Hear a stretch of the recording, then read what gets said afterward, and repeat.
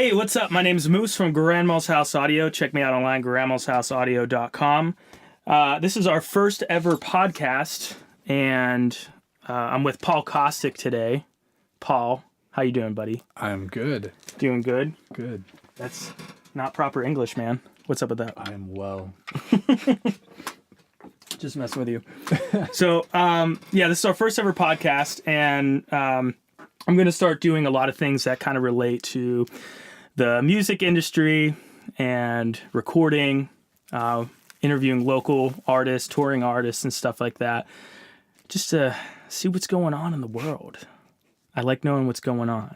You feel me, Paul? Mm-hmm. Paul's shaking his head. Mm-hmm. He feels me. So yeah, I want to do like bands, other artists, photographers, engineers, I don't know, stuff like that. I'm talking too much about nothing. So anyways, Paul's actually a good friend of mine. We met a while back when I was managing a restaurant called Houlihan's, and it was a franchise. So that company actually owned a Starbucks across the hall because it was in a mall. Mm-hmm. And Paul, I guess you just moved here or something like that, and you were looking for a show. Well, I just started to play music again. Like I'd been here, but it was kind of, I wasn't really doing anything musically. And so for some weird reason, I decided that I would go ask Starbucks by the movie theater if I could play music there. And, they told me that, they're like, we don't really know if that's real, but we'll ask our manager. And then like you came out walking out, and that's so funny. Yeah. I can picture that day. I remember talking to you in the hall. It was like super awkward too, because I walked in and we were just kind of like looking at each other like, this is weird. Well, they're like, I have a studio, and I was like, cool. I don't really do the Starbucks thing. I'm not really that into coffee or anything like that, but I know other people that have played acoustic acts at Starbucks. I know that's a thing. So I knew that wasn't like a weird thing to do. I was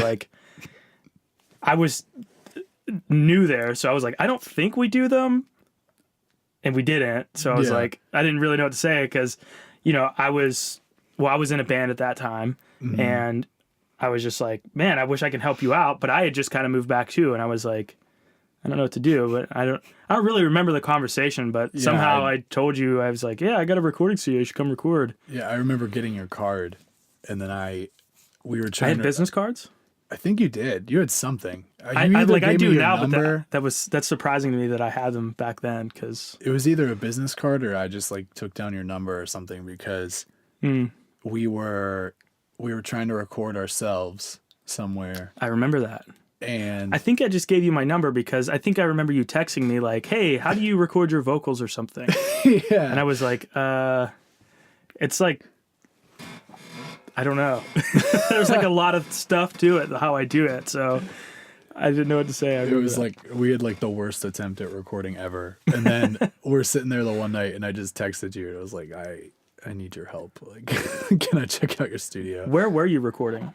We recorded at at this church, and it was this giant building. Oh, okay. And we just went in there and we thought it would be a cool room for it, and it was not. It was not a cool room for recording. I'm always curious to see other people's setups and I don't know. I just like seeing other studios and whatever. We had the worst program too. So the worst program? Oh, recording software. Yeah. I don't even know what it was. I forget what it was.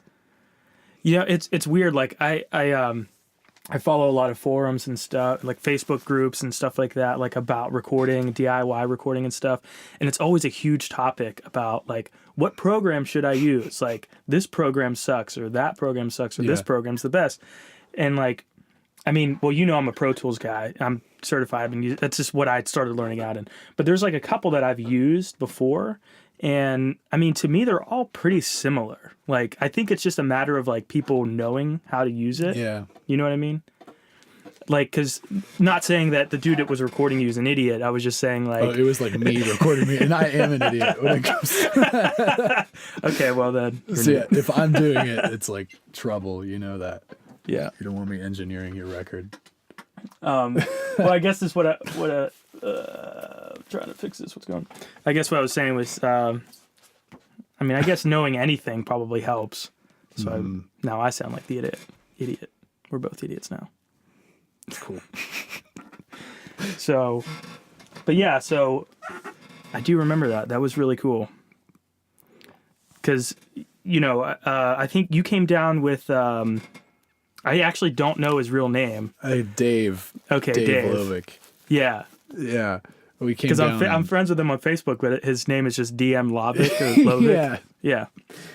So, but yeah, you came down with Dave, and I showed you some trying to stuff. help me when we were recording.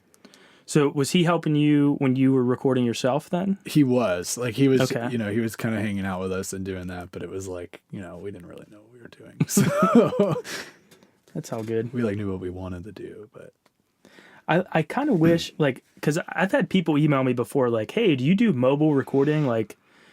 I have this awesome grand piano at this church that I play every Sunday, and yeah. I have some original music. It'd be so awesome if you could come and record it, because they have a grand piano. There's no way Yeah, how are you you're gonna bring it down here in my basement. You know what I mean? But, I can't take this whole rack of stuff. I guess I could, but it'd be such a pain because it's all hardwired into the wall. Yeah. But I used to do that actually when I was in Florida. We had a little rig, which is a road case. Okay. One that a guitar player would have on top of his guitar. He has this wireless and tuner. It's all rack stuff. But we just had recording gear in there, and my friend that I was doing it with, he still does it. He works at a studio in Florida, in Orlando, or Castleberry, or where, I don't know, down there. But yeah, he still does that for a radio show or something like that. I don't know. It's cool. But yeah, anyway, so how we met was weird. You have a new single coming out. I do. That you recorded here. I did. Let's talk about that. All right. Actually, what is the name of the song? Well, the song is called Reason to Love. And he's smiling at me right now. He's like, it's Reason to Love. And then he gave me this weird smile. He's like, now he's laughing uncontrollably. Well, I wrote it a couple years ago. I sat on the song for a while. I literally sat on it. It was in my back pocket. Not really. It was stupid. So I tried to give you the awkward stare and make it weird, but it was funny. So. But I wrote the song a couple years ago, and I didn't really think much of it. And I have an opportunity to release it and hopefully get some radio play. And yeah, which is awesome. I'm pretty excited about it just because, that was, well, I guess that's the first single kind of because when you first came to record with me, we did an entire EP. Yeah. So, and then I think we did some demos in between and stuff like that. And then here's somebody's trying to attack us. And then we ended up doing this single, Reason to Love. And then you got hooked up with somebody to help you actually get legit radio play.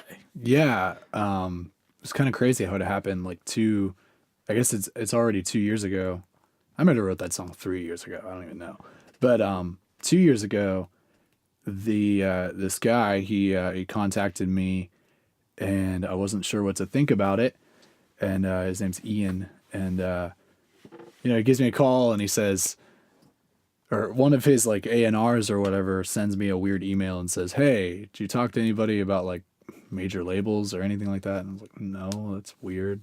I was like, "Why?" And so he's like, "Call this number and tell them that this guy sent you." And I was like, "All right." So I call the number, and I get Ian answers the phone one day and he says, "How old are you?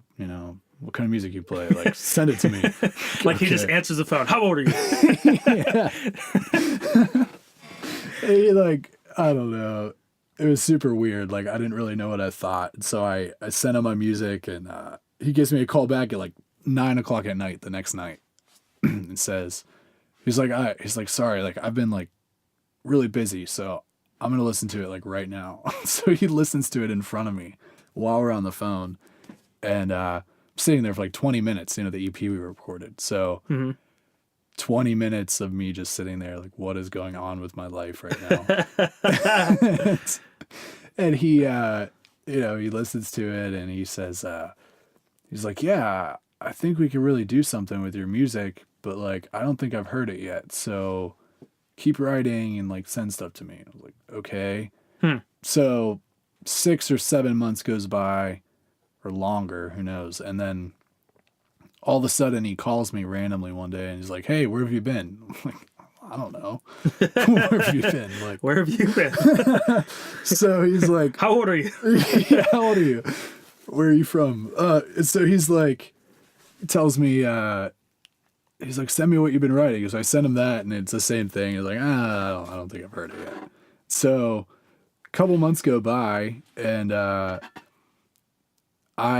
had recently, I was like playing through old songs that I wrote and I thought of Reason to Love. And so I played it and I voice memoed it, and it was like this horrible voice memo recording acoustic of it. And that's how they all start. That's how I do it too. Got a ton of them. It's terrible. So I do that and I called him and I said, hey, I think I have a song. And he's like, cool, like send me it. I'm like, okay. So I send him the voice memo. He calls me back like 5 minutes later. He's like, that's it. Like we're recording now. He's like, get in the studio. So I called you. Yeah. And we kind of frantically rushed into the studio and started recording. I think I remember that because I think it was going on for quite some time, wasn't it? Like I think you would show him some stuff and he was like, yeah. And I think he started to get kind of bummed out. You were like, I don't know what this guy wants. Like, I don't know. And then all of a sudden it was just like, yo, we got to record this song. I was like, all right, let's do it. It just kind of started happening. So yeah, that was actually a year ago now. So we've had a lot of time go by. Like we had some setbacks. A lot of them my doing because I was just being slow. Like I had some like family stuff come up. So I like took a couple months off and then we had like cover art stuff. It took me like 2 months to get the cover art done. And that was ridiculous. But once we got it done, we started getting into gear and then they got us some radio stations and they were just like, it wasn't the right genre and they weren't like happy with it. So they were like, you know what, we're going to rework this. Like, let's get distribution worked out. And so we got a distribution deal. Oh, wait, so it's already been on the radio? Like, oh, no. We had the stations picked and they were more like rock stations and they were like, no, this isn't going to work on any kind of alt rock station. It's going to have to be like pop or, that would be kind of weird. So, I know. So he like that was Crazy Train. Next we have a new guy, Paul Kostick. What? I was just listening to Ozzy, Marilyn Manson, and then Ozzy, and then Paul Kostick. Ozzy needs a reason to love you. He does need a reason to love. That guy's messed up. Crazy Train. But yeah, so we took some time with that, and now we had the distribution date release for January 13th, and that actually was delayed. So, because we were just kind of talking before while I was setting everything up. There's been quite a because. There's been a lot of setbacks, I guess, is the right word. I was trying to think of a better word, but because I think originally it was supposed to come out around Christmas, right? And then I think there was another date, end of January or February or something like that. Yeah, January 13th, mid-January. Yeah. Like Christmas, they said they didn't want to do because of Christmas radio and whatever. Like, let's put it out at a time that's better. And once like we had a distribution deal signed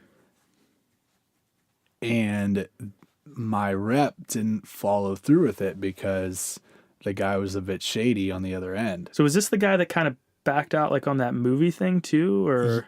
Yeah, like, I think he released it. Like, I'm not entirely sure. Like, I just read some Rolling Stone article, like, about how, so he puts out this movie, or he's putting out a movie for Drake, the rapper. And, do I even have to say, like, the rapper after I say Drake? Like, do people just know who Drake is? Like, Drake. Well, if they didn't, Like, now they know. Yeah, now they know. I think of people I know named Drake, so I'm like, Drake. Oh, Drake.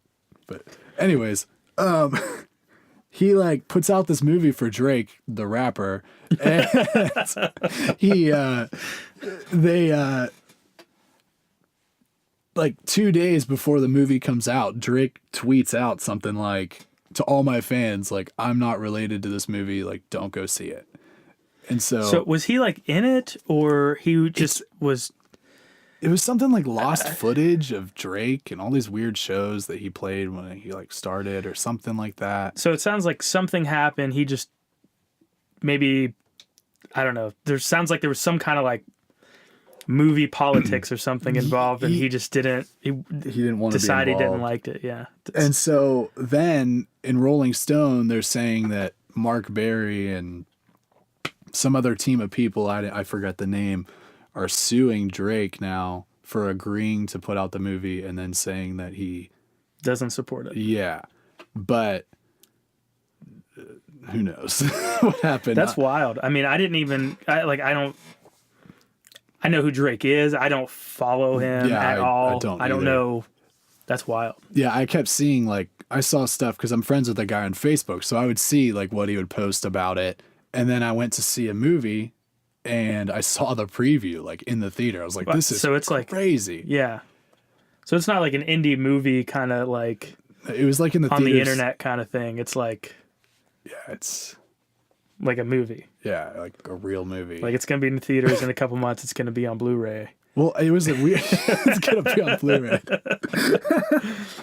That's how you know it's real. They had like, I think it was supposed to only be in the theater for like 1 day or something. It was one of those deals. You know what I'm talking about? Like, have you ever seen one of those? Or I've never actually gone and seen one, but I've seen the previews. They're like, oh, come see the ballet dancers dance for 1 day in the theater. You know what I'm talking about? I've seen them. I've seen the theaters post things or advertise things like they did like a one weekend. I think it was the theater. I don't think it was up at the Pittsburgh Mills Mall. I think, what's the other one? It's like in Springdale or something like that. I don't know. Anyways, they were doing like a Back to the Future trilogy. Like, we were going to go, but it was only that weekend. And I was like, I have them on VHS and DVD. I don't really want to go spend $10 to go see all these movies that I used to watch the entire trilogy every day after school in 7th grade. So yeah, I don't know. It was kind of weird. So I don't know. That's crazy. Yeah. So I guess are you getting like a new rep or something, or so Mark is still. Mark is the guy that we were he was gonna sell the record through Universal because he has a deal with them. So he was gonna sell the record through them, and whenever we were doing it, for some reason he wanted to promote the record, and so he kept asking for like upfront money to do that. And Ian, my rep, he was like, no, like, we're not giving you money. Why would we give you money? Yeah. So we backed out, and then we've been working on a new release date. So, yeah. Wow, that's crazy. Like, I mean, I don't think I've ever really gone that far as like any kind of like major distribution or anything, if that's what you call it. But like, I mean, I've been approached by labels and stuff all the time, or not all the time. I'm not like, I have before, like maybe 2 or 3, 4 or 5 times, 7, 8, 9, 10, 11, 12. It's like every single day they're just knocking on your door. Yeah, dude, I can't get them away from my house. No, but I've been in bands that have been approached by labels and stuff. And a lot of times too, it's like, because I know when you were like talking to some people, I think you had asked me before, like, hey, I talked to this dude and he wants to do that. And I was like, honestly, every time I've heard like they want upfront money, it never works. Oh yeah, never. And I've just heard so many horror stories about that. But yeah, I forget the original point I was getting to, but that's really cool that, I didn't realize it was like that involved. I mean, I thought it was like, like radio play. I didn't realize that it was like, Universal's involved in the universe, In the universe, the whole entire universe. It's just not even planet Earth. It's not just the Milky Way galaxy. It's the universe. It's the whole universe. Once needs a reason to love. I tried to connect that with Universal. People are just shaking their heads right now. Mm-hmm. People stop listening. Mm-hmm. But that's cool, man. Well, I hope everything gets worked out. Me too. So a couple weeks ago, it was probably like a month or so ago. It's been a while since I went to that open mic night with you. Yeah. The Jam Lounge in New Kensington. Yeah. It's a cool place. It is. There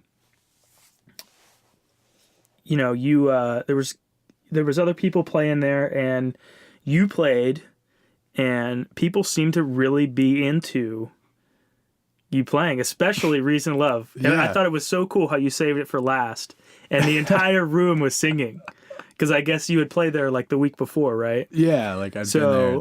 And everybody I was just like, I have no idea who these people are. They're all singing your song. This is awesome. Yeah. So, but you've been playing a lot of open mic nights. Yeah, I guess. Yeah, like that's what I do a lot. Like I'll go down because you're playing in front of a new crowd of people like every time. So I think it's an awesome opportunity. Like a lot of people will like hate on open mics and say, oh, that's anyone could do those and whatever. But yeah, anyone could. But if you go down and you meet so many people, you can network. It's awesome. So yeah, I do that 4 nights a week and bug people and play music for them. Well, what's kind of cool you kind of just mentioned it. What's kind of cool about open mic nights is like, because I've been to them before, and you never know what is coming through the door, really. Yeah. Because, I mean, if you buy a ticket to an MXPX show, you're going to see MXPX and all these other pop punk related bands. But an open mic night, I mean, it's just like anything could really happen.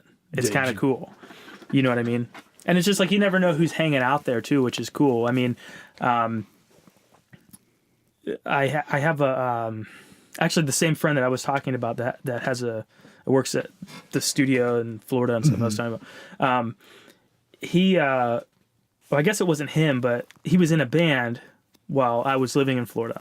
Yeah. The singer of that band, she used to go to open mic nights all the time. She's like keyboard player. She's like into piano and stuff.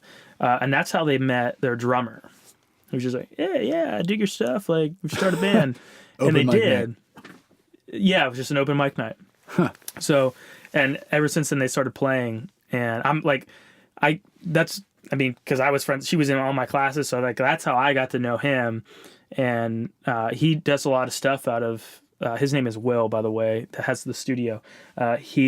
They still do stuff together. Huh. It's just like from an open mic night. It's just like, yeah, I mean, he's from New York City, you know what I mean? And he was like Puerto Rican or something, like living in Orlando, Florida. Yeah. And he just had an open mic night. Like, yeah, you meet so many cool people.